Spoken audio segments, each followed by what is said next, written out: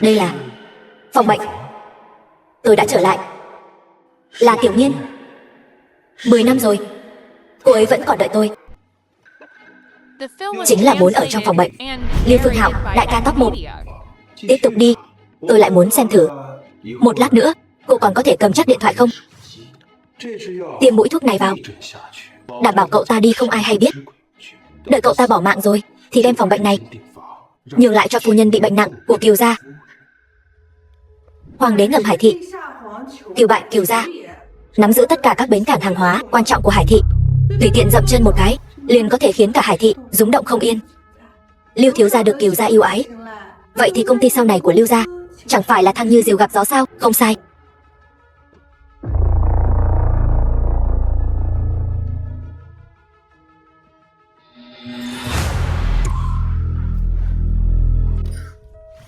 Phế vật như cậu mà còn tỉnh lại được sao? Phòng bệnh này là để nhường cho nhân vật lớn đấy. Cậu hiểu chuyện chút đi, cút về giường cho tôi, bỏ mạng đi cho tôi. Trung Nghiên, 10 năm nay tôi sống hay bỏ mạng chưa rõ. Em không đợi được tôi không trách em. Nhưng em lại chọn chúng một tên cặn bã như vậy. Hôm nay tôi đã muốn cậu bỏ mạng thì cậu tuyệt đối đừng mong sống đến ngày mai. Đến cả quốc chủ cũng không dám ăn nói với tôi như vậy.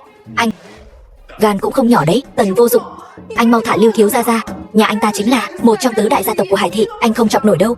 Được thôi, tôi lấy mạng cậu chỉ là phế một cánh tay thôi mà.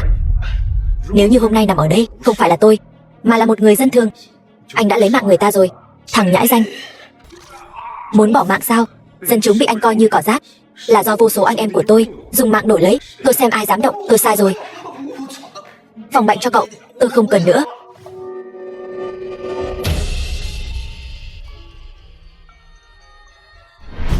Ác đồ. Tần Vô Dụng, cậu tiêu diệt nơi lưu đày của tôi.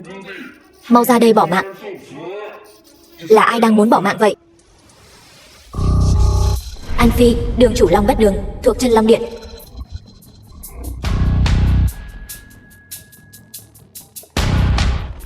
Cung nghênh Long chủ trở về. Giới thiệu một chút, tên ác đồ này là 10 năm trước trốn từ nơi lưu đày đến đại lục. Tin tức về việc Long chủ tiêu diệt nơi lưu đày vừa tung ra, hắn liền tra ra được nơi ở của Long chủ. Chúng tôi trên đường liên tục giết bỏ mạng kẻ địch, không biết bao nhiêu anh em đã bỏ mạng trong tay hắn. Yên tâm, thằng hề nhảy nhót thôi.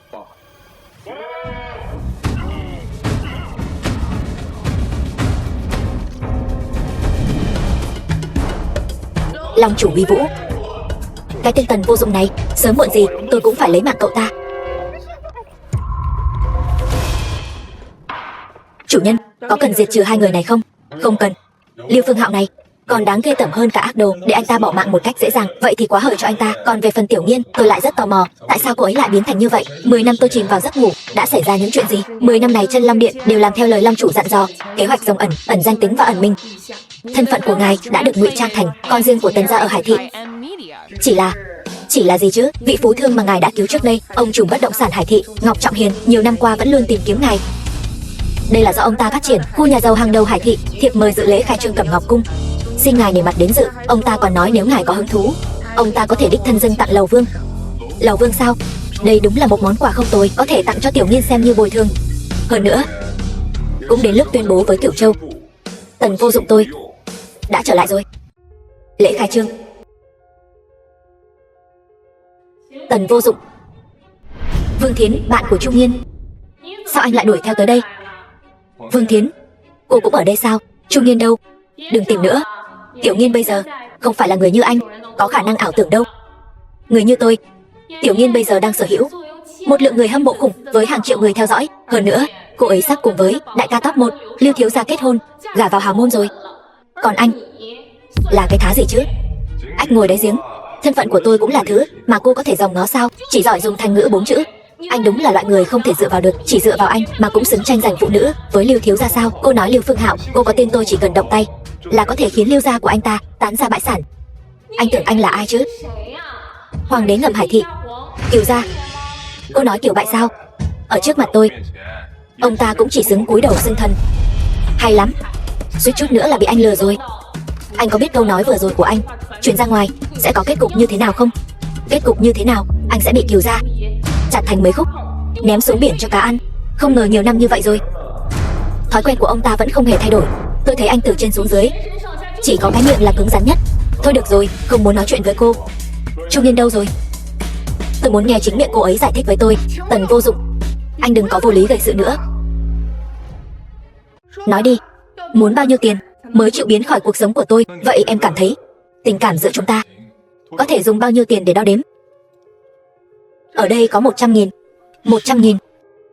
Tần Vô Dụng, tôi chiến đấu xuyên qua biển Sáp vội vã trở về là để gặp em, mà em lại cảm thấy tôi chỉ đáng giá 100.000 thôi sao? Chỉ ít sao?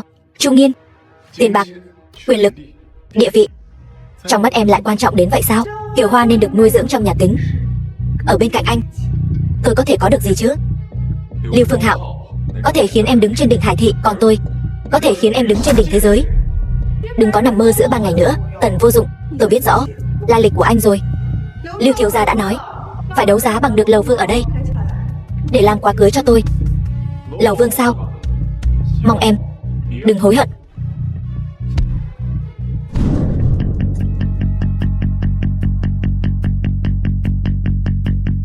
The film was translated and narrated by Người chủ trì lễ khai trương.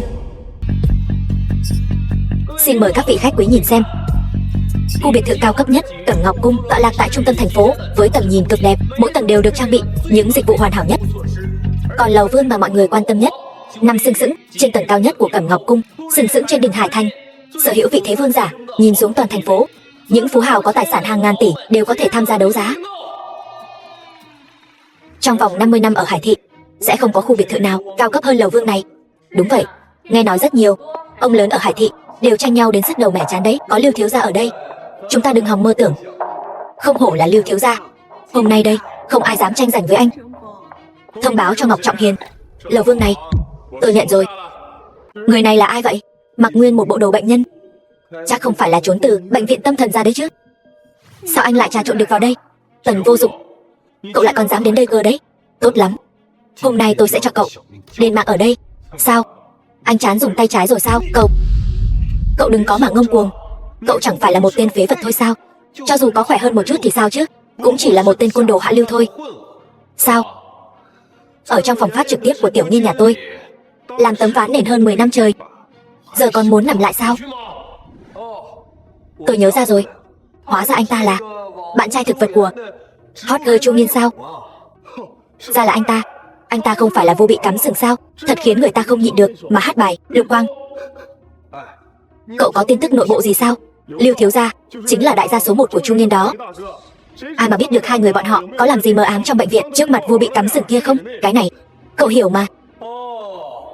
Thế thì đúng là mất mặt đàn ông chúng tôi quá đi. Hôm nay cậu ta dám xông vào đây, e là không chỉ đơn giản mất đi một người phụ nữ. Nghe thấy không? Phế vật. Thế này đi, nếu cậu không muốn bị đuổi ra ngoài thì quỳ xuống trước mặt tôi, liếm sạch giày đi. Tôi sẽ nói tốt cho cậu vài câu trước mặt Ngọc tổng, coi như cho cậu một con đường sống. Thế nào? Đuổi tôi đi sao?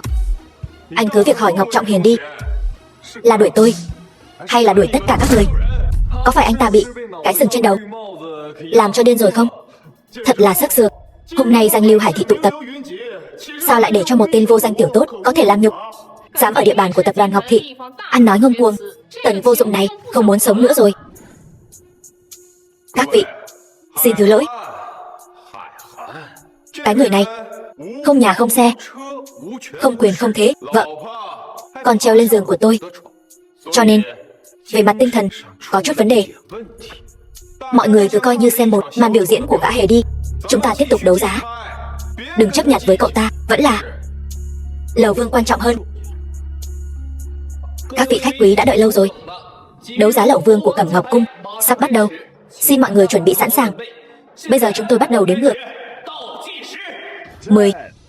Người kiến thức nông cạn cũng không xứng để tôi lãng phí lời nói. 9. Lầu Vương phải không? 8. 7. Bảo vệ nhà tôi còn không dùng loại điện thoại cùi bắp này nữa. 6. Cậu dựa vào cái thứ này mà đòi chiếm được Lầu Vương. 5. Nói cho cậu biết. 4. Hôm nay cậu dựa vào nó mà chiếm được Lầu Vương. 3. Thì cái đầu của tôi. 2. Đem xuống cho cậu. Lăn, bóng, đá. 1. Chuyện gì vậy? Sao đếm ngược lại dừng rồi? Các vị khách quý, xin lỗi, vừa mới nhận được thông báo Ngọc tổng định đem Lầu Vương của Cẩm Ngọc Cung tặng cho một người bạn. Vì vậy Lầu Vương sẽ không tham gia đấu giá công khai nữa. Bạn của Ngọc tổng này Rốt cuộc là nhân vật cỡ nào? Chẳng lẽ là mấy vị đại lão ẩn thế kia sao? Cái gì? Không đấu giá nữa sao? Ông ta dám. The film was Bảo Ngọc Trọng Hiền xuống đây cho translated tôi. and narrated by Hôm nay cái lẩu vương này nhất định phải đấu giá. Nhanh vậy sao? Xem ra Ngọc Trọng Hiền này làm việc cũng nhanh nhẹn đấy. Cậu đang nói cái giám gì vậy? Hôm nay lẩu vương không đấu giá được nữa, cậu cũng đừng hòng có được. Ngọc Trọng Hiền này rốt cuộc đang giở trò quỷ gì vậy? Lẩu vương bây giờ không bán nữa, tôi lấy gì mà tặng cho Kiều gia đây? Lưu thiếu gia, anh có ý gì vậy? Lẩu vương không phải là quà tân hôn tặng cho em sao? Trung Nghiên, là cái nhà kính của cô sắp tan tành rồi. Cậu cười cái gì? Chẳng phải cậu khoe khoang là mình có thể chiếm được lẩu vương sao? Cậu chiếm thử một cái cho tôi xem nào. Cũng phải, người có tiền như chúng tôi mới sốt ruột, còn loại thích khoác lác như cậu trong lòng chắc sớm đã nở hoa rồi nhỉ. Lẩu vương đã vào tay rồi, tôi đương nhiên không vội. Nhưng mà Lưu thiếu gia này, cái đầu trên cổ anh khi nào thì bắt đầu dâng lên đấy? Cậu cũng thật biết nằm mơ giữa ban ngày đấy. Chẳng lẽ cậu muốn nói người bạn của Ngọc tổng chính là cậu sao? Tôi thấy cái lẩu vương này chính là một ván lừa đảo. Ai dám nghi ngờ lẩu vương do tôi thiết kế? Tô Đào tập đoàn Ngọc Thị.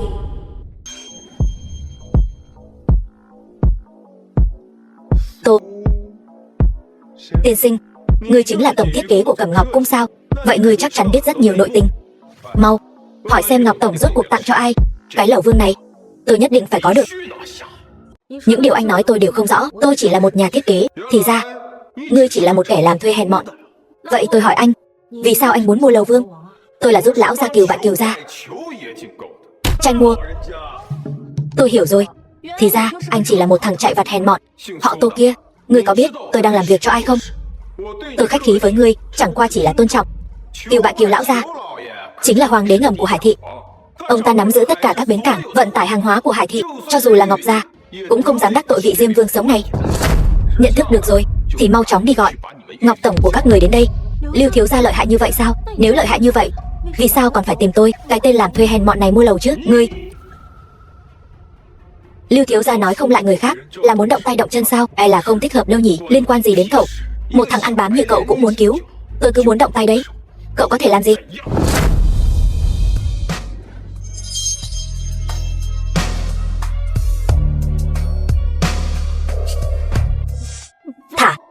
Thả tôi ra. Được thôi. Tưởng đâu ai, hóa ra là một tên biến thái giả trai. Cô tin không? Tôi bảo Ngọc tổng sa thải cô. Muốn ra lệnh cho Ngọc Trọng Hiền sao? Là anh còn chưa đủ tư cách đâu. Vậy còn Kiều gia thì sao? Những nhân vật lớn trong mắt anh, ngay cả khi đến trước mặt tôi, tư cách gặp mặt cũng không có. Được, chuyện này căn bản không làm khó được tôi. Đợi đến khi công khai người mua lầu vương, tôi sẽ trả giá cao để mua lầu vương tặng cho Kiều gia. Chỉ với những lời vừa rồi, cậu sỉ nhục Kiều gia đây, đủ để cậu bỏ mạng không có chỗ chôn thân. Tần vô dụng, anh nên biết dừng lại đi. Bản thân anh muốn bỏ mạng, đừng liên lụy đến tôi. Anh có biết không, đắc tội Lưu gia, đắc tội Kiều gia sẽ có hậu quả gì không? Tiểu Nghiên, không cần để ý đến cậu ta. Kết quả lầu vương sẽ sớm được công bố thôi. Đợi tôi có được lầu vương rồi, chỉ cần để Kiều gia động một ngón tay, cái thằng nhãi danh này coi như xong đời. Lầu vương của Cẩm Ngọc cung, người ẩn danh lại là người ẩn danh, chắc là vị đại nhân vật nào đó không muốn tiết lộ sao? Quỷ tha ma bắt. Vậy tôi phải tìm ai để lấy lầu vương? Thằng nhóc thối tha, cậu cười cái gì? Chắc là cậu định nói cái người chủ nhà bí ẩn giấu tên kia chính là cậu sao? Anh muốn mua lầu vương sao? Quỳ xuống cầu xin tôi đi. Biết đâu tôi còn cân nhắc. Tôi thấy cậu đang nằm mơ giữa ban ngày đấy. Vẫn chưa tỉnh sao? Được thôi, vậy thì tôi sẽ đánh cho cậu, đánh cho tỉnh ngộ. Nghe nói chút chuyện nhỏ như lầu vương này cậu cũng làm không xong. Hàng của Lưu gia các người đừng hòng mà có được. Đừng, Kiều gia, xin ngài rộng lượng thêm chút thời gian, tôi sẽ nhanh chóng tìm người, đảm bảo ngài có thể lấy được chìa khóa lầu vương. Tần vô dụng, anh đủ rồi đấy. Nếu không phải tôi ngăn cản, với thực lực và tài lực của Lưu thiếu gia, một ngón tay cũng có thể nghiền bỏ mạng anh. Cái loại phế vật như anh đến một gian nhà vệ sinh ở Cẩm Ngọc cung cũng mua không nổi, sao có thể hiểu được giới nhà giàu? Cái loại phế vật như tôi, cái loại phế vật như tôi có thể khiến tên trên kia biến thành tên em. Lưu Phương Hạo làm được không? Người này lại lên cơn gì nữa vậy? Cái bệnh hoang tưởng này đáng lẽ phải đưa vào bệnh viện tâm thần mới đúng. Vị hôn thê của Lưu thiếu gia sao có thể dây dưa không rõ ràng với cái loại đàn ông này chứ? Đúng vậy, Tần vô dụng, anh hôn mê suốt 10 năm, tôi đã chăm sóc anh suốt 10 năm trong bệnh viện, nhưng tôi không ngờ anh tỉnh lại biến thành cái dạng này, toàn lời dối trá, mặt dày mày dạn, thật sự khiến tôi rất thất vọng. Tôi chưa từng nói với em một câu dối trá nào, là do tự em tầm nhìn hạn hẹp, nhìn không rõ. Tôi không trách em, là do tôi nhìn không rõ, ngay từ đầu đã không nhìn rõ. Anh chính là một kẻ đạo đức giả tự đại, không biết giá trị của bản thân. Tên hề, 10 năm này có bao nhiêu chân tình, trong lòng em tự rõ. Nhưng em là một kẻ bạc tình, còn tôi thì không. Cho nên, để tình cảm năm xưa của chúng ta, tôi nguyện ý đem Lầu Vương tặng cho em, xem như là bồi thường. Đến lúc đó, em sẽ biết Tần Vô Dụng tôi rốt cuộc có giá trị hay không. Mắc cười. Được thôi, tôi muốn xem thử anh định tặng Lầu Vương cho tôi như thế nào. Alo, Trương Tổng, về việc đấu thầu Lầu Vương đã xảy ra chút thay đổi. Ngài xem, ngài có thể giúp tôi liên lạc với Ngọc Tổng được không? Tên chủ nhà của Lầu Vương đã lộ diện rồi. Rốt cuộc là ai đã mua Lầu Vương vậy? Sao lại là cô ta? Lầu Vương của Cẩm Ngọc Cung, Trung Nhiên. Tên chủ của Lầu Vương này hóa ra là Trung Nhiên. Những thứ này đều là do Lưu thiếu gia làm. Lưu thiếu gia vì hot girl này thật là vung tiền như rác mà. Tiểu Nghiên, chuyện Lầu Vương giải quyết gần xong rồi. Lưu thiếu gia, là anh làm sao? Đương nhiên là tôi, nếu không thì còn ai nữa chứ.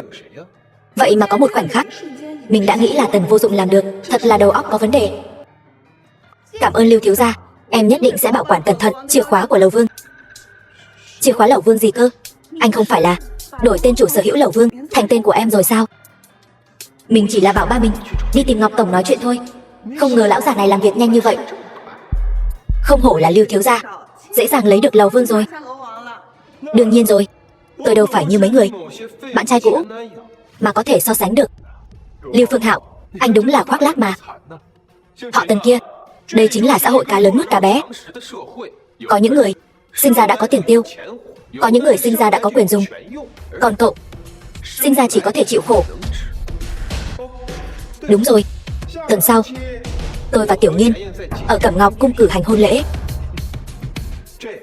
Đây là thiệp mời. Đến lúc đó, hai chúng tôi sẽ là một đôi uyên ương. Còn có những người chỉ có thể là một con chó. Xin lỗi nha. Anh ấy có tôi đi cùng. Tôi đi cùng anh ấy. Cũng tốt. Dân làm công với dân xã hội đen, đúng là một đôi trời sinh. Ai dám nói cháu gái tôi là dân làm công? Ngọc Trọng Hiền, tập đoàn Ngọc Thị. Cô là cháu gái của Ngọc Tổng. Sao? Lưu thiếu gia có ý kiến gì sao? Không dám. Ngọc Tổng, ngài phải để thiên kim nhà ngài mở to mắt ra, đừng để tên côn đồ này lừa gạt. Côn đồ? Chính là cậu ta, Tần Vô Dụng đó. Ngọc Tổng sẽ không để loại người như cậu, Tần tiên sinh. Ngọc Tổng, đừng để thằng nhóc này lừa. Loại côn đồ như này, ngay cả lau giày cho ngài cũng không xứng. Tần tiên sinh, sao còn mặc cả quần áo bệnh nhân thế kia? Chắc là thân thể không được khỏe lắm nhỉ? Là tôi chiêu đãi không chu đáo. Như vậy đi, tôi vì Tần tiên sinh sắp xếp một phòng khách quý, làm thêm một bàn tiệc thanh đạm để tạ lỗi với ngài. Làm phiền Ngọc Tổng rồi, mời bên này. Thằng nhóc này có lai lịch gì mà khiến Ngọc Tổng khách khí như vậy? Tôi còn không hiểu anh ta sao? Một thằng nghèo rớt mồng tơi. Ngọc Tổng chỉ là không muốn khai trương bị loại nghèo rớt mồng tơi này làm xui xẻo, chỉ khách sáo một chút mời anh ta rời đi, không sao đâu. Ân nhân cứu mạng, Ngọc lão tiên sinh, không cần phải như vậy. Lúc trước bất quá chỉ là giơ tay nhấc chân thôi, cứ gọi tôi Tiểu Tần là được. Không dám. Sau lưng Tần Tiểu Hữu chính là tập đoàn Thiên Nguyên, người đứng đầu bảng xếp hạng giàu có của đại hạ. Cậu lại là ân cứu mạng với Ngọc Mỗ, sao có thể thất lễ như vậy được? Ngọc tiên sinh biết không ít. Tần Tiểu Hữu yên tâm, quan hệ giữa cậu và tập đoàn Thiên Nguyên tại hạ nhất định sẽ giữ kín như bưng. Ngoài ra, nếu Tần Tiểu Hữu đã để mắt đến Cẩm Ngọc Cung, vậy tôi liền tặng nó cho cậu, xem như quà gặp mặt. Thế nào? Ngọc tiên sinh nói đùa rồi, tôi chỉ là cảm thấy thiết kế của Lầu Vương này có chút thú vị thôi. Cái đó nhưng là do Tiểu Đào nhà chúng tôi thiết kế đó. Tiểu Đào, vị này chính là quý nhân của nhà chúng ta đó. Nói ra thì hai người các người còn có hôn ước nữa đó. Cái gì? Hôn ước?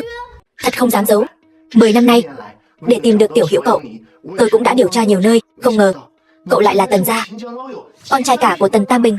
Chỉ là vẫn luôn lưu lạc bên ngoài. Có điều Ngọc gia chúng tôi thật sự là cùng Tần gia đệ nhất gia tộc ở Hải Thị, năm đó là có định một hôn ước. Có điều Tần Tiểu Hữu cậu tuổi trẻ tài cao, Tiểu Đào nhà chúng tôi chưa chắc đã xứng với cậu đâu. Nếu như Tần Tiểu Hữu cậu bằng lòng. Ông ngoại nói gì vậy? Được, không nói nữa. Nếu Tiểu Hữu đã thích Lầu Vương, vậy tôi sẽ phái người đưa chìa khóa cho cậu. Vậy làm phiền ông rồi. Ngọc Trọng Hiền đây, lập tức đem chìa khóa Lầu Vương đưa tới đây cho tôi. Này, tôi nói cho anh biết, cái gì mà hôn ước đó tôi sẽ không thừa nhận đâu. Đã là thời đại nào rồi, còn nói cái gì mà hôn ước? Tô tiểu thư yên tâm, cái hôn ước đó Chẳng qua chỉ là lời nói đủ của thế hệ trước thôi. Không phải cô nói không nhận sao? Đây là chìa khóa lầu Vương. Cầm cho kỹ, nó không chỉ có thể mở cửa phòng của lầu Vương đâu, vậy còn có thể mở chỗ nào nữa? Cái này thì lát nữa anh sẽ biết. Đúng rồi, bọn họ muốn ở Cẩm Ngọc Cung tổ chức tiệc cưới. Có cần tôi giúp anh phá hỏng nó không? Không cần đâu, chuyển xuống. Hôn lễ cứ tiến hành như cũ. Hai người không phải chia tay rồi sao? Cho nên mới phải tiến hành như cũ. Sau khi tôi trở về thì không có đánh nhau nữa. Không thể tự tìm chút niềm vui cho mình sao? Tôi rất mong chờ gặp lại trong đám cưới. Lưu tổng, xin chúc mừng. Nghe nói hôm nay Kiều gia cũng sẽ đích thân đến dự. Đó là đương nhiên. Lưu tổng là người thân tín bên cạnh Kiều gia mà. Đa tạ Lý tổng, đa tạ Trương tổng. Xem đây là ai vậy? Tần Vô Dụng, cậu còn dám đến đây cơ đấy. Nếu tôi không đến, e rằng đám cưới này của anh còn không thành được ấy chứ. Cái gì? Ý gì? Không có cậu thì tôi không thành hôn được sao? Cậu tưởng cậu là chú rể hay là cô dâu đấy? Cậu là cái thá gì? Anh cứ hỏi Ngọc Trọng Hiền mà xem, lời tôi nói có đúng không? Đừng tưởng rằng lúc khai trương Ngọc tổng khách khí với cậu một chút thì cậu cho rằng mình thật sự là nhân vật gì ghê gớm. Người ta làm thế là vì sợ cậu gây rối thôi. Cậu tưởng mình là cái thá gì chứ? Đúng đấy, lại còn dám lôi cả Ngọc tổng vào, gan lớn thật đấy. Tần Vô Dụng, anh lại còn đuổi đến tận đây. Chu Nghiên, chúc mừng hạnh phúc. Ai thèm quà mọn của anh? Tần Vô Dụng, có phải anh cố ý làm tôi khó xử không? Lưu Phương Hạo mời tôi đến. Người muốn làm em khó xử không phải là tôi, mà là anh ta. Anh ấy bảo anh đến thì anh đến sao? Tôi bảo anh cút, sao anh không cút đi? Chu Nghiên, tôi hỏi em lần cuối, trong đó có thứ em mơ ước bấy lâu nay, em muốn hay là không muốn? Muốn. Những thứ mà anh chạm vào, tôi nhìn thêm một cái, tôi còn sợ bị lây cái khí nghèo hèn ấy. Cút.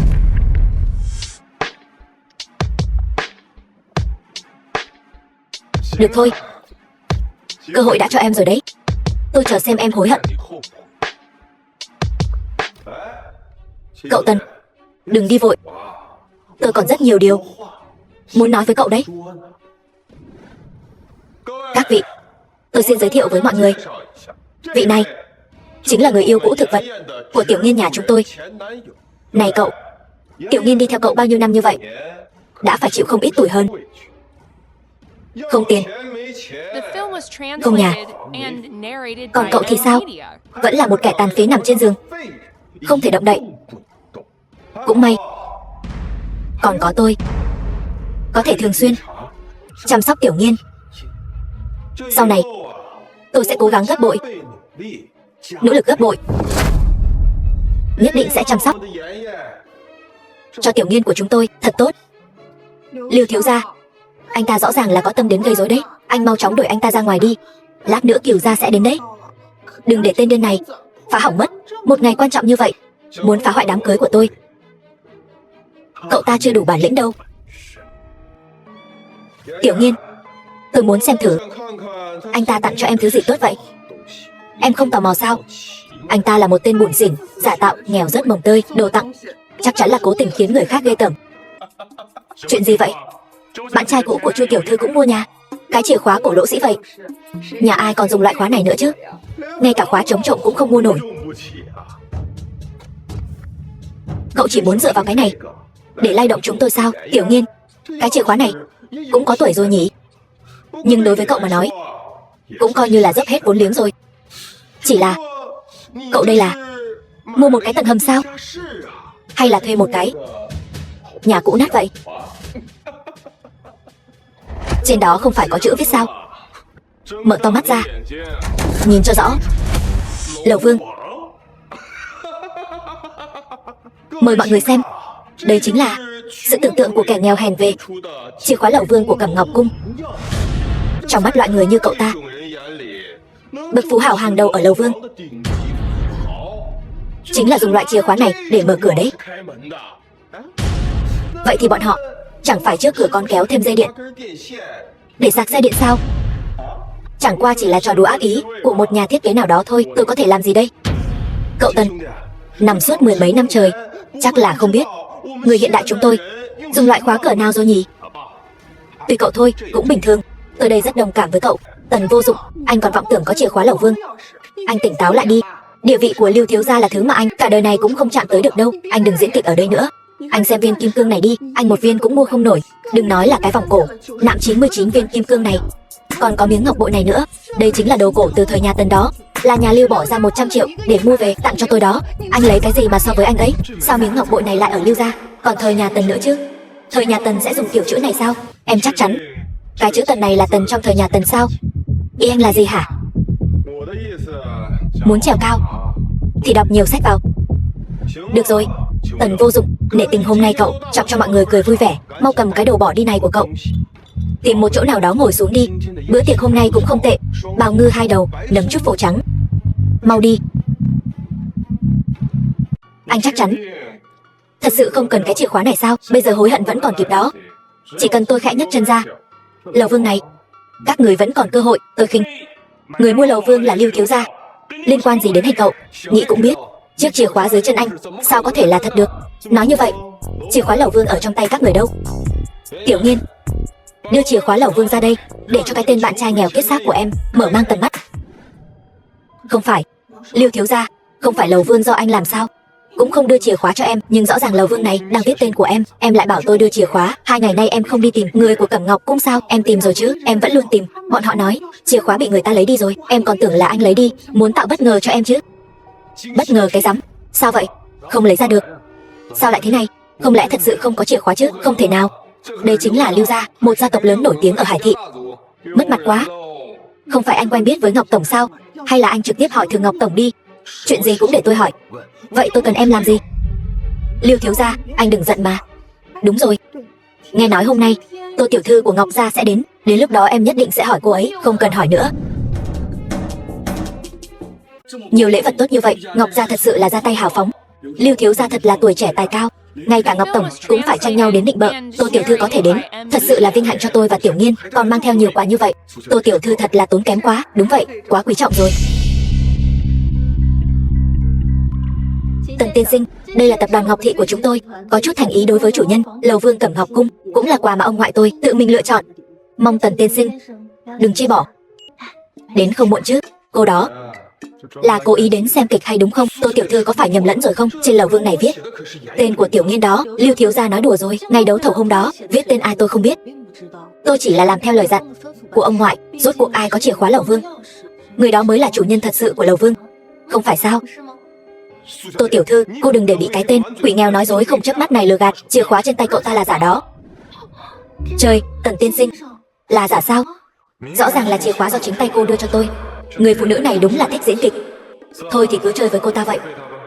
Vậy xin hỏi Tô tiểu thư, chìa khóa này của tôi nên giám định thật giả thế nào? Hay là lên lầu thử xem? Cái này thì không cần. Không phải ai cũng có tư cách đặt chân đến địa giới của Lầu Vương. Phương pháp chứng minh chìa khóa thật giả vẫn còn một cách nữa.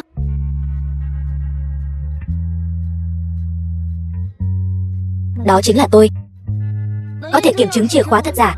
Còn có chiếc khóa trước ngực tôi đây. Tần vô dụng, nếu như chìa khóa trong tay anh có thể mở được chiếc khóa trước ngực tôi, vậy thì anh chính là chủ nhân Lầu Vương mà không ai có thể nghi ngờ. Cô làm vậy không thích hợp đâu. Tô tiểu thư, cô hà tất phải cho loại nghèo kiết xác này cơ hội. Không cần cô động tay, tôi sẽ đuổi cậu ta ra ngoài ngay. Anh dám? Tô tiểu thư, đắc tội rồi. Muốn mở thì mở nhanh lên, nếu không tôi sẽ bảo người đuổi anh ra ngoài.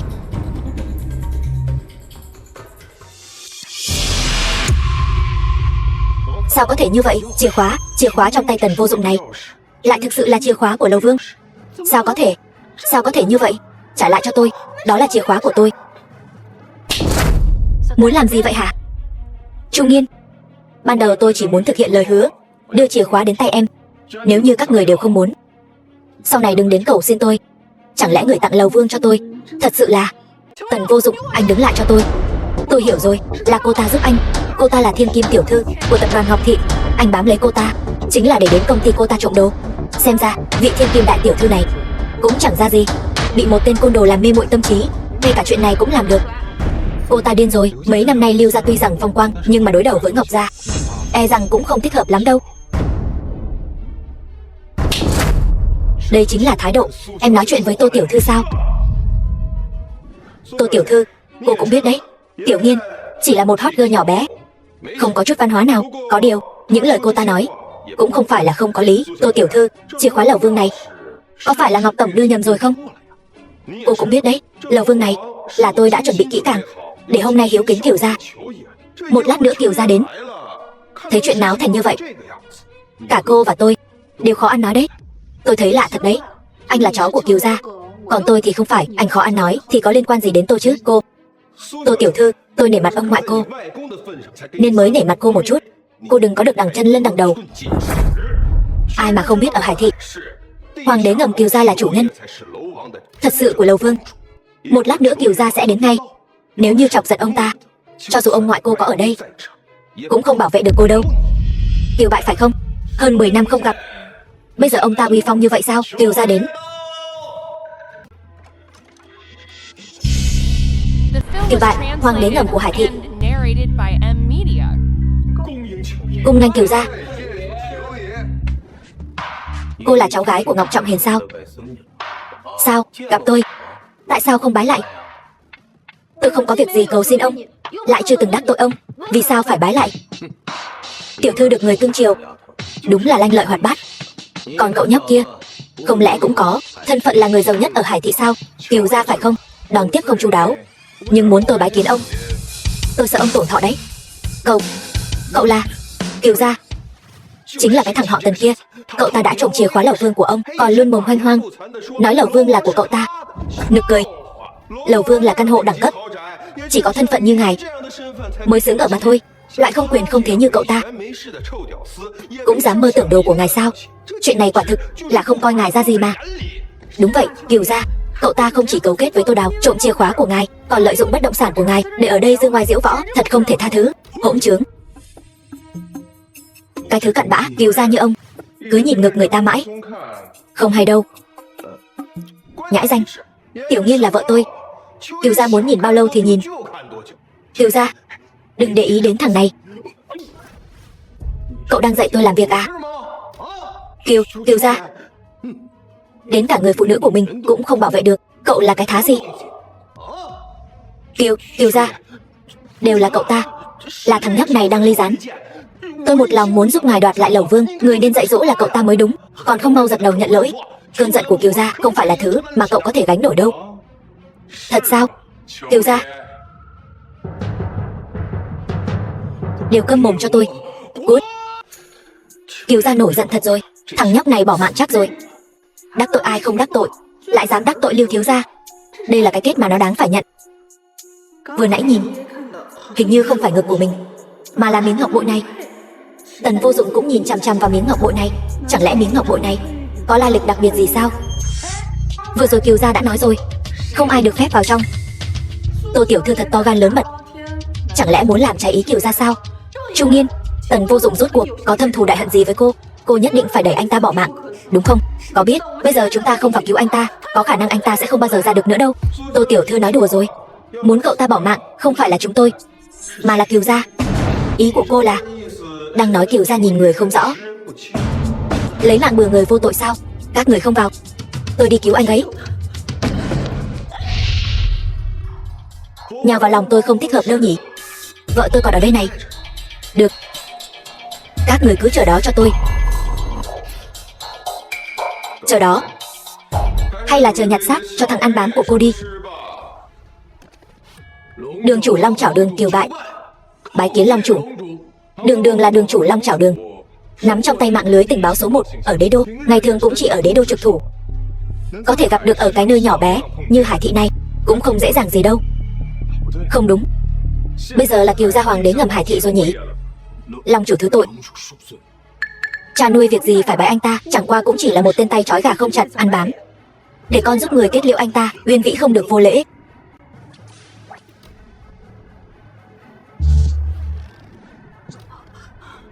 Thích nói chuyện với tôi như vậy sao? Không tính, có bản lĩnh chúng ta đấu lại lần nữa.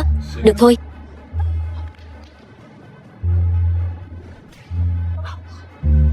Còn đấu nữa không? Không đấu nữa, anh thả tôi ra. Con to gan, con có biết người con đụng phải là ai không? Vị này chính là năm đó mở rộng lãnh thổ đại hạ, Long chủ Chân Long Điện khiến bốn phương thần phục, còn bại dưới tay Long chủ. Còn có gì không phục nữa? Còn không mau tạ tội đi. Translated Long chủ, narrated by M Media. Uyên Vĩ biết sai rồi. Xin Long chủ trách phạt. Về phần thuộc hạ tự ý rời khỏi chức vụ đến Hải thị, thực chất là để truy tra một vụ án 10 năm trước, chuyện cũ của Tần gia. Ý ông là ngọc bội trước ngực Trung Nghiên. Long chủ anh minh, không sai, chính là ngọc bội gia chủ Tần gia. Đồ của Tần gia đế đô tôi, sao có thể lưu lạc đến cái Hải thị không ra gì này còn ở trong tay Lưu gia, huống chi còn là ngọc bội gia chủ Tần gia. Năm đó Trần Long Điện ẩn lui khỏi đại lục, Tần gia cũng theo đó mà rời nhà đi, mà Long chủ ngài thì không thấy tăm hơi. Cho nên trong lúc hỗn loạn, Tần gia cũng bị trộm mất một lô bảo vật. Hỗn trướng, đường chủ của Long Nha Đường đối ngoại chinh chiến, ông đường chủ của Long Chảo Đường đối nội phòng thủ thu thập tình báo, vậy mà chuyện này cũng làm không xong. Ông có biết không, ngọc bội gia chủ đó tôi đích thân nắm giữ. Trên có thể điều động ngàn tỷ vốn của tập đoàn Thiên Nguyên, dưới có thể sai khiến Long Chảo Đường của ông tất cả xếp hàng nhảy xuống biển cho cá ăn, còn quan trọng hơn cả cái đầu trên của ông đấy. Vâng. Vì vậy thuộc hạ sau khi nhận được tin tức về bảo vật Tần gia xuất hiện trở lại ở Hải thị, đã lập tức đến Hải thị để tìm kiếm. Một khi đã tìm là 10 năm. Không ngờ Long chủ ngài cũng ở Hải thị. Đường đường là đường chủ Long Chảo Đường, tìm kiếm 10 năm vẫn không thu hoạch được gì. Xem ra là ông làm hoàng đế ngầm này quá thoải mái rồi, quên mất ai đã cho ông quyền lực rồi phải không? Thuộc hạ không dám. Thật là vô dụng.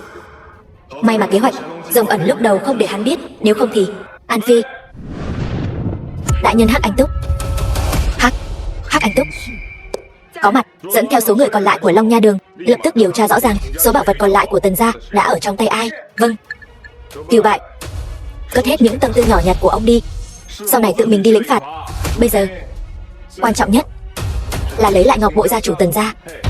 Long chủ, trong tay thuộc hạ vừa hay giữ lại một lô hàng của Lưu gia, hay là dùng cái này làm điều kiện trao đổi? Ông làm hoàng đế ngầm 10 năm, còn tưởng mình là dân xã hội đen đường phố thật đấy sao? Làm người quan trọng nhất là phải chính trực, biết không? Vâng. Vừa rồi khi ông nhìn thấy miếng ngọc bội kia, suýt chút nữa là lỡ miệng. Nếu không phải tôi kịp thời cắt ngang ông, Lưu gia đã phát hiện ra ngay tại chỗ bí mật đằng sau miếng ngọc bội kia, sao có thể còn giao ra được nữa? Vậy thuộc hạ phải làm như thế nào? Long chủ, nghe theo mệnh lệnh ngài. Trung Nghiên, người phụ nữ đó có thể không biết, nhớ kỹ không được hỏi về ngọc bội. Ngươi vừa nói giữ lại một lô hàng của Lưu gia. Không sai, Lưu gia này không phải loại thiện lương gì, buôn lậu không ít hàng cấm đấy. Long chủ, lô hàng này trị giá cả trăm tỷ, nếu như bị tổn thất, ông Lưu gia phá sản chỉ là chuyện sớm hay muộn.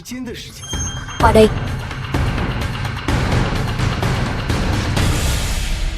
Long chủ yên tâm, thuộc hạ đi làm ngay đây. Ông ngoại, Tiểu Đào, đã xảy ra chuyện gì vậy? Cháu nói trong điện thoại Kiều Bại bắt Tần tiên sinh đi rồi. Sao lại như vậy chứ? Không kịp giải thích nhiều như vậy đâu ông ngoại. Đi cứu người với cháu trước đã. Đợi đã Tiểu Đào. Cho dù là Tần gia, đệ nhất gia tộc Hải thị, đối đầu với Kiều Bại cũng phải cân nhắc kỹ càng, huống chi là chúng ta chứ. Tuyệt đối đừng hành động thiếu suy nghĩ. Không được đâu ông ngoại. Cháu không quản được nhiều như vậy nữa. Cháu tuyệt đối sẽ không liên lụy đến Ngọc gia đâu. Cho dù là hang hùm miệng sói, cháu cũng phải xông vào. Tiểu Đào, đừng phí sức nữa. Tô tiểu thư, ở đây làm loạn vô ích, chỉ bằng gọi cho cậu ta một chiếc xe cứu thương. Không đúng, gọi một chiếc xe chở xác có lẽ thích hợp hơn đấy nhỉ. Anh nói gọi xe chở xác cho ai? Tần vô dụng, anh không sao thì tốt quá rồi. Ông ngoại, anh ta vẫn còn đứng đó, chẳng lẽ Kiều gia hôm nay đại phát từ bi? Đương nhiên tôi không sao. Tôi lo cho anh lắm. Không sao. Đúng rồi, cái này cô cầm lấy. Anh muốn tặng Lầu Vương cho tôi. Tại sao? Không tại sao cả, cứ coi như là khen thưởng cho một vị tiểu thư nào đó. Long Đàm Hổ Huyệt cũng phải xông pha, anh đều nghe thấy rồi sao? Dựa vào đâu mà anh tặng Lầu Vương? Rõ ràng đó là của tôi, trả lại cho tôi. Của cô? Nếu không phải Tần vô dụng nhớ nhung tình cũ, cái tên của một hot girl như cô sao có thể xuất hiện ở trên khu nhà ở Cẩm Ngọc Cung? Cô tỉnh lại đi, đừng có mơ nữa. Bây giờ đây là quà anh ấy tặng cho tôi, cô nằm mơ đi. Rắc rối đủ chưa? Lưu phu nhân, tôi từng đích thân đưa chìa khóa Lầu Vương cho cô, là tự cô không cần. Bây giờ hối hận đã muộn rồi. Kiều gia dừng bước. Chìa khóa Lầu Vương này rơi vào tay Tô Đào, cái con nhóc danh này, hay là chúng ta? Đồ vô dụng. Lầu Vương đã có chủ, lẽ nào cậu bảo tôi đường đường là một hoàng đế ngầm lại đi cướp sao? Kiều gia, đến một cái nhà nát cậu cũng không giải quyết được. Tôi thấy hàng Lưu gia của cậu là không muốn nữa rồi đúng không? Kiều gia, ngài bớt giận, bớt giận. Trong vòng 3 ngày Cậu không cho tôi một lời giải thích. Không chỉ hàng không mang đi được, mạng cũng phải để lại cho tôi. 3 ngày. Kiều gia, ngài có thể nới rộng thêm cho tôi không? Kiều gia, ngài bớt giận. Đều tại cái con nhỏ phá của này, suốt ngày chỉ biết gây chuyện cho tôi. Anh lại đánh tôi. Đánh cô thì sao? Còn đeo ngọc bội của nhà chúng tôi. Đưa đây cho tôi.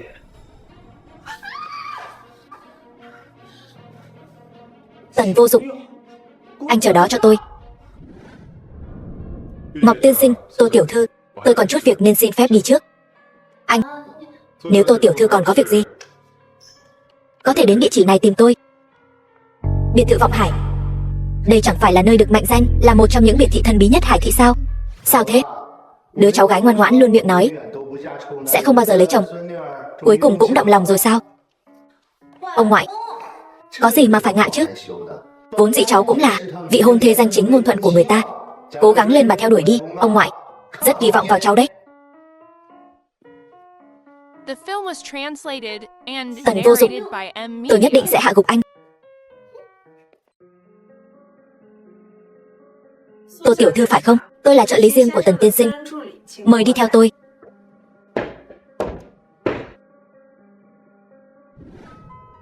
Sở hữu một tòa nhà lớn như vậy, còn có một trợ lý riêng xinh đẹp như vậy. Tần Vô Dụng rốt cuộc là người như thế nào? Đôi chân dài này. Tôi xin Tô tiểu thư chờ một lát, chủ nhân sắp đến rồi. Chủ nhân, Tô tiểu thư đã đến. Biết rồi. Ngoài ra, thuộc hạ đã điều tra rõ, bảo vật của Tần gia đã đến tay các gia tộc lớn khác ở Hải thị.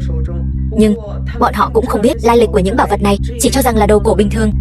Thông báo cho Kiều Bại và Lâm Vạn Tông, có thể thả mồi rồi. Vâng.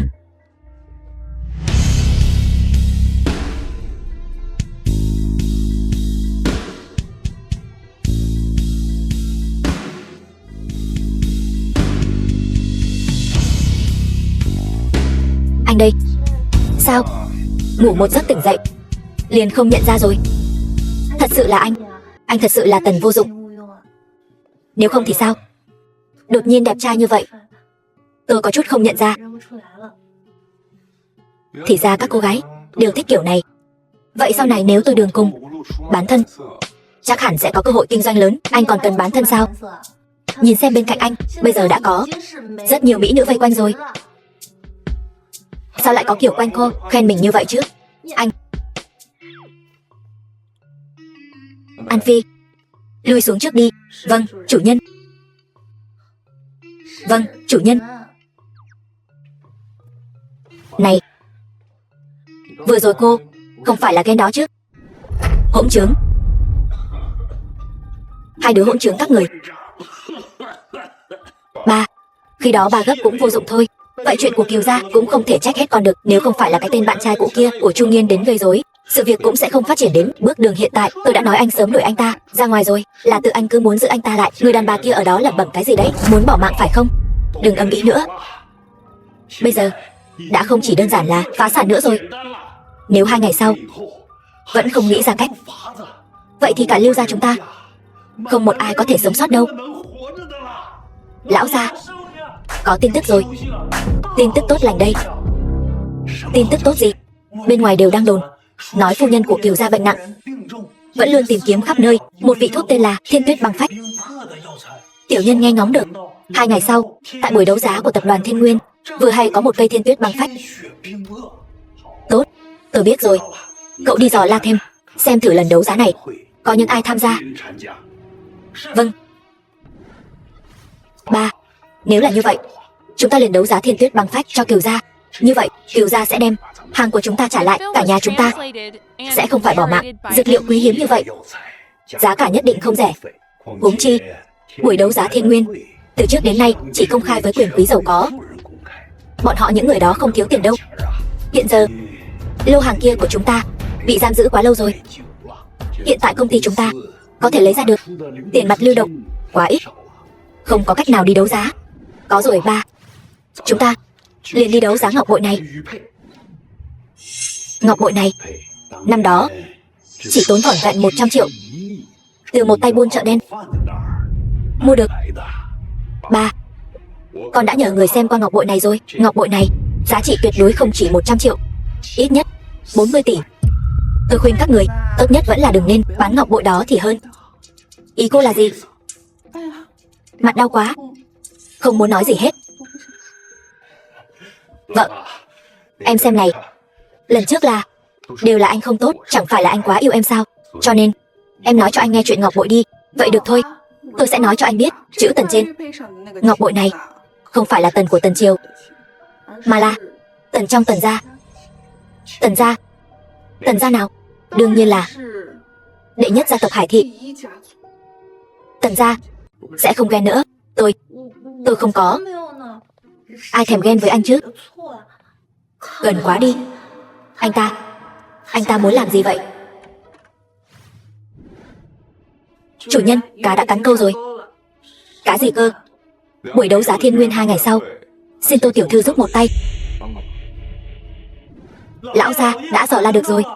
Ngoài mấy đại gia tộc Hải Thị ra, tại buổi đấu giá thiên nguyên lần này, Tô tiểu thư của Ngọc Thị tập đoàn, còn có Tần Vô Dụng kia cũng sẽ tham gia.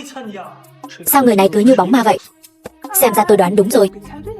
Tiểu Nghiên, bây giờ cô đang đánh đấu gì vậy? Nói thật cho các người biết, Tần Vô Dụng kia có chút liên hệ với Tần gia đệ nhất Hải Thị. Ngọc bội này tuyệt đối là xuất thân từ Tần gia. Nếu các người bán ngọc bội này đi, chắc chắn sẽ rơi vào tay Tần Vô Dụng. Cái tên Tần Vô Dụng này, nếu có quan hệ với Tần gia, cô có thể đá anh ta lên giường tôi không? Cái này anh đừng lo. Tóm lại, anh chỉ cần biết cái ngọc bội này rất quan trọng với Tần Vô Dụng. Không, cái ngọc bội này nhất định phải bán. Ba nói gì vậy? Tôi nói cái ngọc bội này nhất định phải bán. Thứ nhất, Lưu gia chúng ta hiện tại không có đủ vốn lưu động, chỉ có ngọc bội này mới có thể nhanh chóng biến thành tiền mặt. Thứ hai, nếu thằng nhóc họ Tần kia coi trọng cái ngọc bội này như vậy, vậy chúng ta vừa hay moi tiền của cậu ta để bù vào chỗ hổng khi chúng ta đấu giá Thiên Tuyết băng phách. Thứ ba, lần này tổ chức hôn lễ, Ngọc Thị đắc tội với Kiều gia không hề nhẹ. Không moi sạch của bọn họ chắc chắn sẽ tranh đấu giá Thiên Tuyết băng phách với chúng ta. Ý của ba là chúng ta cố ý nâng cao giá ngọc bội lên để Tần Vô Dụng vừa đưa tiền cho chúng ta, cũng không ảnh hưởng đến việc chúng ta đấu giá Thiên Tuyết băng phách. Không sai, cái tên Tần Vô Dụng đó chỉ là một kẻ nghèo kiết xác, lấy đâu ra nhiều tiền như vậy mà mua chứ? Cậu ta không có tiền, Ngọc gia có tiền mà. Đây chẳng phải là nhờ có tô đào của Ngọc gia nên mới vào được buổi đấu giá sao? Ngọc Thị có bao nhiêu vốn lưu động tôi rõ như lòng bàn tay. Thiên Tuyết băng phách, Lưu gia tôi nhất định phải có được. Vậy cái ngọc bội này cứ như vậy mà bán đi sao? Đồ đàn bà đúng là rụt rè nhút nhát, sợ cái này sợ cái kia. Tôi nói cho cô biết, cái ngọc bội này chỉ là cho cậu ta mượn tay mà thôi. Đợi cậu ta ra khỏi hội đấu giá, cậu ta mang ra ngoài bằng cách nào thì phải mang về bằng cách đó cho tôi sẽ đi liên hệ với mấy đại thế gia. Lần này tôi nhất định sẽ khiến thằng nhóc đó vừa mất người vừa mất tiền. Nghe nói lần này các vật phẩm đấu giá, hai vị đều đã nghe nói rồi chứ? Nghe nói lần đấu giá này Lưu gia lấy ra một miếng ngọc bội truyền thế.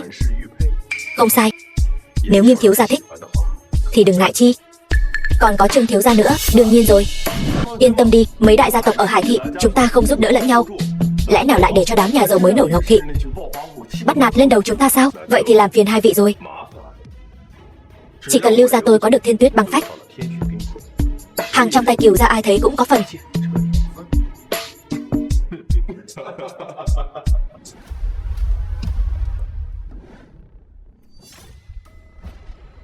Nhìn cái gì đấy? Tần Vô Dụng, đây là bám được vào phú bà rồi.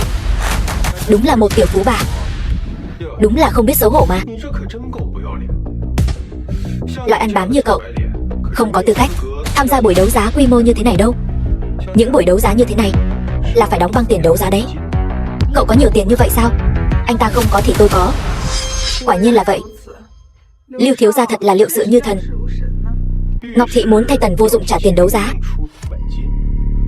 Để tôi đoán xem trả bao nhiêu. Chẳng lẽ là 50 tỷ sao? Anh Lưu thiếu gia biết không ít nhỉ? Những gì tôi biết không chỉ có vậy đâu. Tôi còn biết cậu muốn đấu giá ngọc bội của nhà Tần, đúng không? Chủ nhân, không ngờ tới chứ, Tần Vô Dụng. Tôi biết rõ thân phận thật sự của anh đấy. Bí mật này của anh có muốn cho Tần gia biết không? Tần Vô Dụng anh có phải sẽ thân bại danh liệt không? Tất cả đều tùy tâm trạng của tôi. Anh đó, tự cầu phúc đi.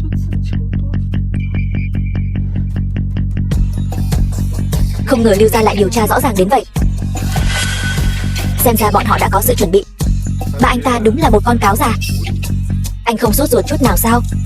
Vậy chúng ta phải làm sao? Sốt ruột thì có ích gì chứ? Sốt ruột có biến ra tiền được không? Cứ thoải mái đi. Đến lúc đó cứ tùy cơ ứng biến là được. Chủ nhân, chi bằng trực tiếp đi tìm tập đoàn Thiên Nguyên, hủy bỏ tư cách đấu giá của Lưu gia. Không cần. Tôi lại rất tò mò. Có bí mật gì có thể khiến tôi thân bại danh liệt chứ?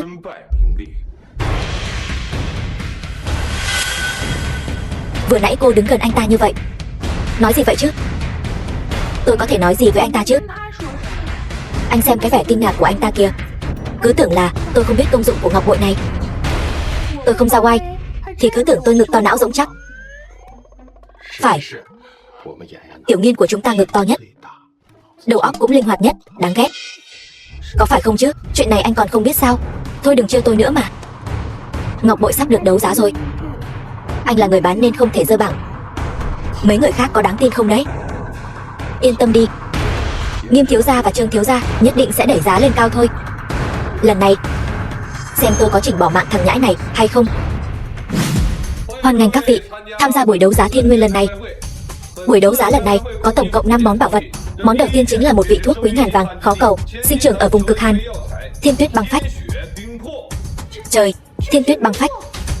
Không phải nói là đấu giá ngọc bội trước sao? Sao lại là Thiên Tuyết Băng Phách? Có phải là cậu giở trò quỷ không? Lưu thiếu gia đây là có ý gì? Buổi đấu giá đường đường chính chính của tập đoàn Thiên Nguyên, sao có thể để mấy con tôm tép làm loạn chứ? Rõ ràng là tôi đã lo lót mọi mối quan hệ rồi. Không thể nào, chắc chắn là có nhầm lẫn rồi. Người đâu? Người đâu? Đây là buổi đấu giá Thiên Nguyên. Tôi khuyên anh nên suy nghĩ kỹ trước khi gây sự. Ở đây mà gây rối, tôi sẽ mời anh ra ngoài đấy. Cậu. Thiên Tuyết Băng Phách quan trọng hơn. Anh đừng hoảng. Chúng ta chỉ cần hạ Thiên Tuyết Băng Phách thôi, giải được nguy cho Lưu gia. Bất quá chỉ là một tần vô dụng mà thôi, không đủ tạo thành uy hiếp gì đâu. Hơn nữa, chẳng phải chúng ta vốn đã định chỉ để ngọc bội qua tay hắn thôi sao? Không sai. Cứ để thằng nhóc này đắc ý một lát. Một lát thôi. Thiên Tuyết Băng Phách giá khởi điểm 100 triệu. Tôi ra 1 tỷ. Lưu siêu ra tay vẫn hào phóng như vậy. Lưu gia sao lại phái người đến mua dược liệu thế này? Cứu gia vì chữa bệnh cho phu nhân đi khắp nơi cầu thuốc, chính là đang cầu vị Thiên Tuyết Băng Phách này. Nhà nào mà có thể đấu giá được nó rồi tặng cho Kiều gia, Kiều gia liền có thể bảo hộ gia tộc đó một đời vinh hoa. Bảo vật tốt như vậy ai mà không muốn chứ? Cô thích sao? Vậy tôi mua cho cô. Được, cậu mua cho cô ta. Dùng tiền của phụ nữ mua đồ cho phụ nữ. Người vừa nhu nhược vừa vô liêm sỉ như cậu thật sự là hiếm thấy. Vậy thì thật trùng hợp, tôi cũng chưa thấy ai ra giá 1 tỷ một lần như vậy. 10 tỷ. Xin lỗi nhà Lưu thiếu gia, đang vội. Người này lai lịch gì vậy? Ra giá mạnh bạo như vậy. Chính là kẻ ăn bám đẹp trai của Tô tiểu thư. Chỉ là không phải tiêu tiền của mình thôi. Thiên Tuyết Băng Phách giá trị ước tính vượt quá 10 tỷ. Mức giá này không tính là lỗ mãng. Có người 1 tỷ một lần mới là muốn kiếm món hời. Đáng tiếc đây là buổi đấu giá, không phải chợ rau. Không phải ai cũng mụ không biết hàng. Con bé này là đang mắng chúng ta đấy sao? Đừng để ý tới cô ta. Tôi không vội, tôi chỉ sợ anh theo không nổi thôi. 150 tỷ, 200 tỷ, 300 tỷ, 400 tỷ, 500 tỷ. Lần này Lưu gia và Ngọc gia đều bỏ vốn lớn rồi. May mà chúng ta không tham gia. Lưu thiếu gia uy vũ, Tần vô dụng, cậu là không dám theo hay là theo không nổi vậy? Lúc nãy cậu không phải rất giỏi sao? Cậu đừng tưởng rằng dựa vào một Ngọc gia là ghê gớm lắm. Cậu chẳng qua chỉ là một con chó của một phú bà nhỏ mà thôi. Lưu gia đã dồn một lô hàng, chuỗi vốn có vấn đề. 500 tỷ này e là giới hạn của bọn họ rồi. Gọi nữa thì bọn họ gặp chuyện mất. Nhìn xem phú bà nhỏ của cậu kia, hết tiền rồi không cho cậu đấu nữa rồi. Cậu đó ngoan ngoãn mà, làm liếm cẩu của cô ta đi. Đừng vì chút tôn nghiêm đàn ông mà đập luôn cả cái chậu ăn cơm của mình. Không cần lo lắng, tin tôi. 600 tỷ, 600 tỷ.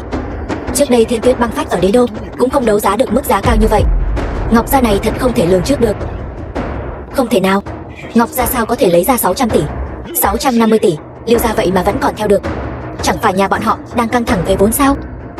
Cô tưởng rằng sau lưng Chu Nghiên chỉ có một mình Lưu Phương Hạo là kim chủ thôi sao? Người này không đơn giản. Những năm gần đây kiếm được cũng không ít. 700 tỷ. Tần Vô Dụng. Tần Vô Dụng điên rồi sao? Ngọc Gia cũng phát điên rồi sao? Lưu thiếu gia không thể đấu giá nữa. Cái tên Tần Vô Dụng này chắc chắn là nghĩ chúng ta sẽ tiếp tục đấu giá, nên mới có thể tùy tiện cứ tăng giá trực tiếp như vậy. Đừng quên mục đích thực sự của anh ta là miếng ngọc bội đó. Không đấu giá thì làm sao? Kiều gia ép chặt như vậy, chẳng lẽ muốn cả nhà chúng ta đều bỏ mạng sao? Vậy thì làm sao bây giờ? Chúng ta hết tiền rồi. Hai vị huynh đệ, cho tôi mượn một ít tiền đi. Mấy nhà chúng ta đồng tâm hiệp lực, chỉ cần tôi đấu giá được Thiên Tuyết băng phách, nối được đường dây với Cửu gia, tôi sẽ không bạc đãi các người đâu. Lưu thiếu gia, giá này của cậu cao quá rồi, thật sự không thể tăng thêm được nữa. Đúng vậy, cậu nói xem gia nghiệp nhỏ bé của chúng tôi có bao nhiêu thì cho mượn bấy nhiêu, coi như tôi cầu xin các người có được không?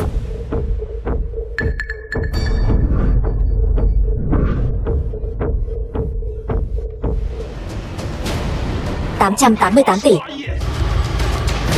Tần Vô Dụng, cậu không phải rất lợi hại sao? Cậu vẫn theo chứ? Chúc mừng tiên sinh Lưu Phương Hạo với giá 888 tỷ đồng đã đấu giá thành công Thiên Tuyết băng phách. Lưu thiếu gia thật là hào phóng. Còn không phải sao? Dù sao thì Lưu gia cũng có nền tảng vững chắc. Tần Vô Dụng, Tô tiểu thư, thế giới này chính là tàn khốc như vậy. Không có tiền thì phải đứng sang một bên. Thiên Tuyết băng phách chỉ có một bên này. Không có thứ này trong tay, đợi đến khi Kiều gia đến, các người, những kẻ gây rối tăng giá này, cứ chờ chịu đựng cơn giận của Kiều gia đi. Không sao, đừng lo lắng. Lát nữa ra khỏi sàn đấu giá, anh cứ đi thẳng, còn lại cứ để tôi giải quyết. Được rồi, không cần lo lắng. Các vị khách quý đã đợi lâu rồi. Tác phẩm thứ hai của chúng ta sắp được đấu giá, chính là miếng ngọc bội giấu trong thế gia Lưu thị này, hiếm có trên đời. Dương chi bạch ngọc long văn bội. Thấy chưa? Đó chính là thứ mà cậu nằm mơ cũng muốn có được. Muốn có được nó cũng không dễ đâu. Mau đi cầu xin cô nàng tiểu phú bà của cậu đi, xem cô ta có thể ra giá cho cậu được bao nhiêu. Không tệ, thứ này tôi thích. Nhưng đồ mà Lưu gia đã chạm vào, tôi thấy bẩn. Họ Tần kia, bớt ở đó khoác lác đi, ăn không được thì chê bai, còn chê bẩn. Tôi thấy là cậu không có tiền để đấu giá thì có. Lưu thiếu gia, loại người như anh ta thì làm gì có tiền mà đấu. Có thể đứng ở đây nhìn một cái đã coi như là phúc của anh ta rồi. Làm gì vậy? Bọn họ coi thường anh, tôi giúp anh đấu giá. Cô cảm thấy thứ này đáng giá bao nhiêu tiền? Tôi nghe bọn họ nói ít nhất cũng phải 500 tỷ. Nếu như cạnh tranh khốc liệt, 600 tỷ cũng là có khả năng. Nhưng nếu như lên đến 600 tỷ, chúng ta sẽ hơi khó khăn đấy. Không sao. Dương chi bạch ngọc long văn bội, giá khởi điểm 1 tỷ. Các vị khách quý có nhu cầu có thể ra giá. Quả thật là ngọc tốt. 2 tỷ, 3 tỷ, 5 tỷ. Đây chính là bảo vật Lưu thiếu gia đau thắt lòng mà mang ra đấy. Anh em phải ủng hộ nhau chứ. Vậy tôi ra giá 10 tỷ, 20 tỷ. Cảm ơn Nghiêm thiếu gia đã ủng hộ. Cảm ơn Trương thiếu gia. Thứ này tuyệt đối là một món đồ tốt.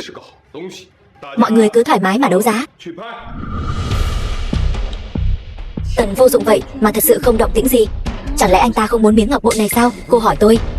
Chẳng phải cô nói anh ta sẽ đấu giá ngọc bội sao? Sao? Vẫn còn khó quên tình cũ với anh ta. Cố ý chơi tôi sao? Lưu thiếu gia, sao anh có thể nghĩ về tôi như vậy chứ? Tôi trung thành với anh hết mực, nhưng cái gì cũng cho anh hết rồi. 20 tỷ lần thứ nhất, còn ai ra giá cao hơn không? Muốn dùng 20 tỷ ít ỏi mà đấu giá được sao? Không có cửa đâu. Lưu thiếu gia, trên sàn đấu giá là cạnh tranh công bằng. Đây là lần thứ 2 rồi đấy. Hai người các người làm sao vậy? Mau chóng tăng giá đi chứ. Không tăng được nữa rồi. Lưu thiếu gia, phần lớn tiền trong tài khoản của tôi chẳng phải đều đã cho anh mượn rồi sao? Còn cậu, tăng giá đi chứ. Tôi cũng vậy thôi. Hôm nay tôi nói thật cho mọi người biết, miếng ngọc bội này trị giá hơn 40 tỷ. Cho dù thế nào đi nữa, mấy người đấu giá được là có lời đấy. Đừng có lo lắng gì cả, cứ thoải mái mà đấu giá. Lưu thiếu gia, chúng tôi muốn đấu giá cũng phải có tiền chứ. Đúng vậy. Dù cho miếng ngọc này có đáng giá đến đâu, chẳng phải chỉ là một miếng ngọc thôi sao? Nói một câu khó nghe, lỡ như sau này nó mất giá thì sao? Vậy chẳng phải là đang đánh cược mạng sống sao? Bớt nói nhảm đi, đấu giá cho tôi. Còn cậu nữa, cậu cũng đấu giá cho tôi. Tần Vô Dụng, chẳng phải cậu rất muốn có được đồ vật của Tần gia các người sao? Bây giờ nó đặt ở đây, cậu có bản lĩnh thì lấy nó về đi chứ. Đồ hèn nhát. Ăn nói cho cẩn thận vào. Anh đang cầu xin tôi sao? Đồ vật thì đúng là đồ tốt, nhưng qua tay Lưu gia rồi, tôi thấy dơ bẩn.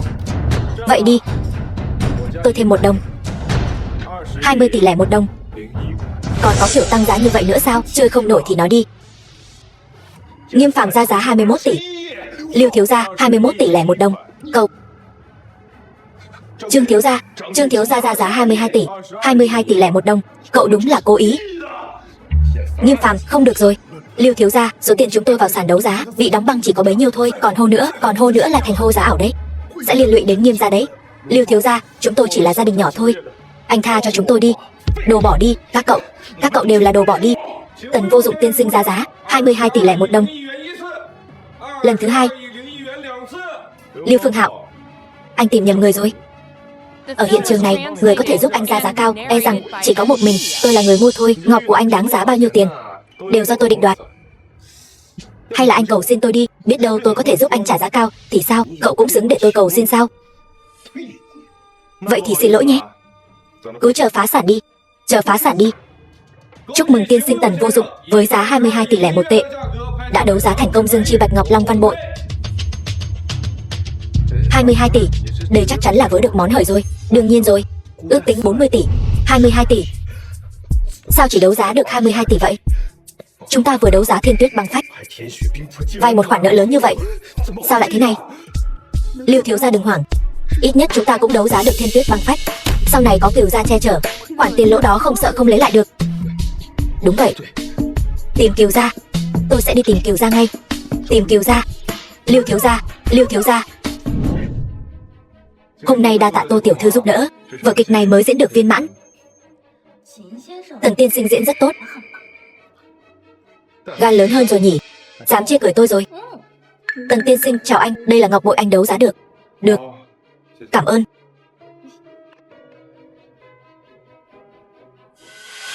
Nhìn cho kỹ đi thằng Nèo, nếu không phải vì vớ được món hời, cậu cũng xứng chạm vào nó sao? Anh ta biết gì về ngọc chứ? Đồ tốt như vậy cho anh ta thì đúng là phí phạm. Tiểu Nhiên, đừng giận, coi như là thưởng cho kẻ ăn bám đẹp trai của Tô tiểu thư đi. Hai người nói có xong chưa vậy? Lưu thiếu gia còn cười được sao? Sao? Khoản nợ 800 tỷ kia không cần trả nữa sao? Chút tiền này mà đã sợ rồi. Cũng phải, loại nghèo kiết xác như cậu vốn dĩ chẳng có tầm nhìn xa. Cậu căn bản không biết mối quan hệ của Kiều gia lớn đến mức nào đâu, có giá trị đến mức nào. Tôi đấu giá được Thiên Tuyết Băng Phách, tôi chính là tâm phúc dưới trướng Kiều gia, tâm phúc của hoàng đế ngầm.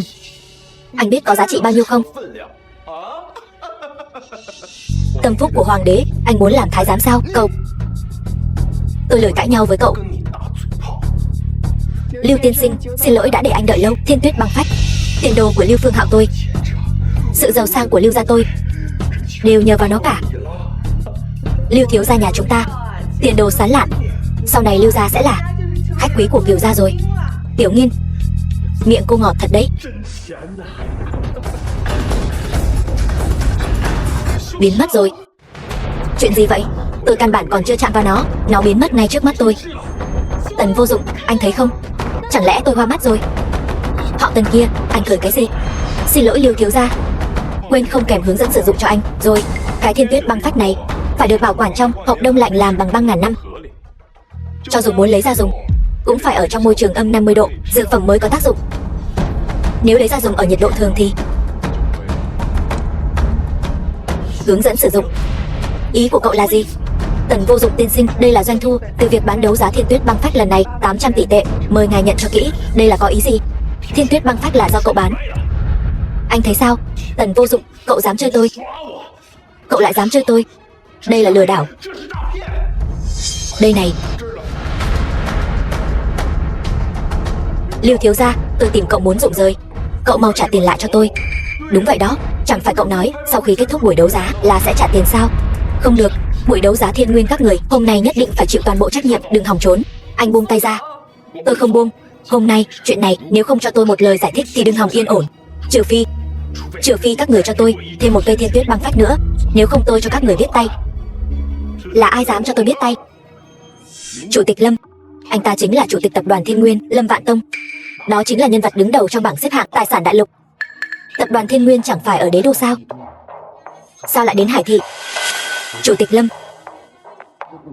vừa rồi tôi nói không phải ý đó. Cá nhân tôi đối với ngài và toàn bộ tập đoàn Thiên Nguyên không hề có ý kiến gì. Đều là do người này, cậu ta cố ý gây rối tại buổi đấu giá của tập đoàn Thiên Nguyên. Nói chuyện thì cứ nói chuyện, dù gì cậu cũng là một thiếu gia. Sao cứ thấy người là thích cậy thế cho nhà giàu thế hả? Chủ tịch Lâm, cậu ta cố ý đẩy giá lên cao, khiến tôi tổn thất hơn 800 tỷ tiền mặt. Bảo vật đến tay chúng tôi cũng không còn. Tôi thấy cậu ta cố ý mua chuộc nhân viên, cố ý giăng một cái bẫy lừa đảo. Đúng đó Chủ tịch Lâm, chúng tôi tổn thất chút tiền cũng coi như xong, mất đồ rồi thì thôi vậy. Nhưng danh tiếng bao nhiêu năm của tập đoàn Thiên Nguyên không thể cuối cùng lại mang tiếng bao che dung túng được. Nếu như vậy mà làm lỡ sau này những mối làm ăn trăm tỷ nghìn tỷ thì thật là thiệt nhiều hơn lợi đó. Theo lời các người nói thì tội của tôi chồng chất rồi. Vậy theo ý của Chủ tịch Lâm, tôi có nên cút đi không đây? Ai cho cậu cái dũng khí dám khiêu khích Chủ tịch Lâm vậy? Người như cậu căn bản không cần đến Chủ tịch Lâm đích thân ra tay. Cậu Chủ tịch Lâm, loại người như cậu ta xuất thân hèn kém, ăn nói hàm hồ, thậm chí còn trộm gà bắt chó. Nếu như ngài không tin, có thể hỏi những người khác ở đây. Bọn họ đều là những thế gia có máu mặt ở Hải Thị này đó. Nghiêm thiếu gia, Trương thiếu gia, các cậu muốn kiếm chút lợi lộc thì phải giúp đỡ Lưu thiếu gia của chúng tôi. Lưu thiếu gia nói không sai. Chủ tịch Lâm, tiền của chúng tôi cũng đều bị thằng nhãi này lừa hết rồi. Thằng họ Tần này đúng là một tên lừa đảo. Theo tôi thấy hay là chúng ta báo cảnh sát đi. Chủ tịch Lâm, ngài đã hiểu rõ chưa? Tần vô dụng, cậu mà cũng dám tính kế tôi, lần này tôi sẽ khiến cậu bỏ mạng, không có chỗ chôn thân. Lâm Vạn Tông tập đoàn Thiên Nguyên bái kiến gia chủ Tần gia. Chủ tịch Lâm, có phải ông nhầm lẫn gì rồi không? Người này căn bản không phải gia chủ Tần gia. Anh ta chỉ là một đứa con riêng, không ai cần của Tần gia. Đã nằm thực vật nhân 10 năm, Tần gia còn chẳng thèm đói hoài đến hắn. Ông đừng để anh ta lừa. Cút. Chạy cái gì? Đây chính là Chủ tịch Lâm đó. Không sao, ông ấy đâu phải bái cô, mà là cái hộp trên tay cô, cái ngọc bội này. Ngọc bội hiện thế như gia chủ đích thân đến Lâm Vạn Tông của tập đoàn Thiên Nguyên tùy ý điều khiển. Cái ngọc bội này lại có thể hiệu lệnh Chủ tịch Lâm. Nhưng mà đây chẳng phải là đồ của Lưu gia sao? Cái loại nghèo hèn chuyên đi đấu giá đồ lậu như cậu cũng dám xưng mình là chủ nhân ngọc bội, cũng dám nói đó là đồ của cậu. Trả nó lại cho tôi, đây là đồ của Lưu gia tôi. Cút. Cậu, bọn ăn hại các người còn không mau động thủ.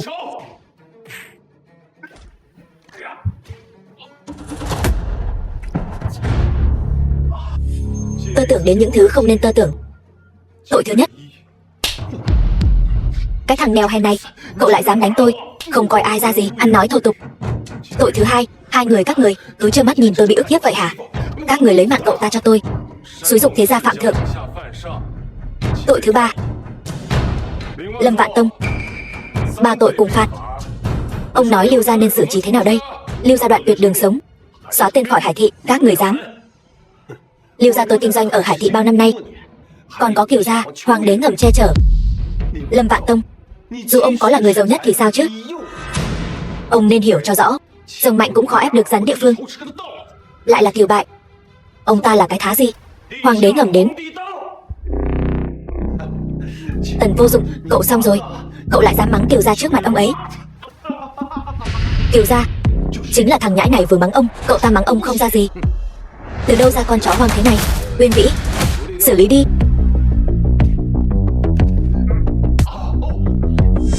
Mình biết ngay ngọc bội đó là lịch không nhỏ, ngay cả Kiều gia cũng để ý nhiều lần. Chỉ tiếc cho Lưu gia đúng là bùn loãng không chắc nổi tường. Lần này Lưu Phương Hạo e là không xong rồi. Ném cậu ta ra ngoài. Vâng.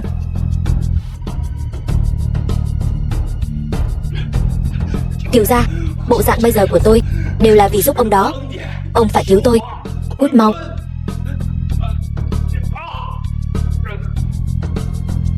Khoan đã, tấm thẻ này cô còn nhớ chứ? Đây là 100.000 năm đó cho tôi. Giữ lại mua xe lăn cho chồng cô đi.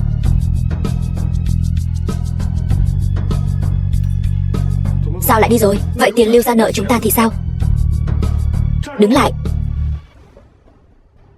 Chủ tịch Lâm, đây là ý gì? Các người muốn giam chúng tôi lại sao? Các người có biết chúng tôi là ai không? Các người cấu kết với thủ phạm Lưu gia, xâm chiếm bảo vật của Tần gia, còn muốn toàn thân trở ra sao?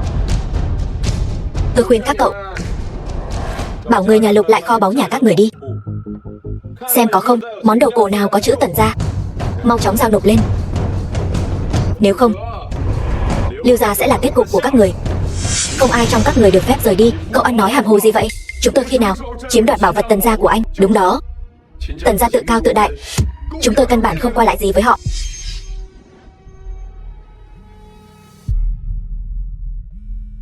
Alo ba, thằng nhãi danh, con đã làm gì vậy? Khoản vay của công ty chúng ta sao không được duyệt nữa rồi? Thiếu gia, cổ phiếu nhà chúng ta giảm sàn rồi, cứ tiếp tục như vậy nhất định sẽ phá sản mất. Xin Tần tiên sinh giơ cao đánh khẽ. Tần tiên sinh, là chúng tôi có mắt không tròng. Xin Tần tiên sinh tha mạng, chúng tôi sẽ lập tức mang bảo vật của Tần gia đến.